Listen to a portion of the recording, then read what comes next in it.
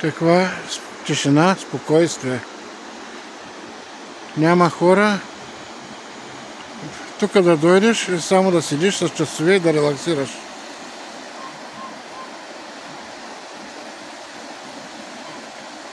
Тук беше на времето при социализма големия ресторант. Какво е останало от него. А там в далечината е новото частно ресторанче. Какви хубави места има в България. Само да се поддържат и да са...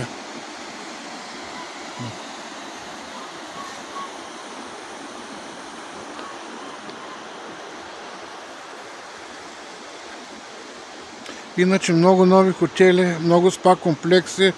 Града е станал луксозен. Обаче ето и място, символа на града от едно време, е малко занемарено. Дано да се намери някой да го възстанови.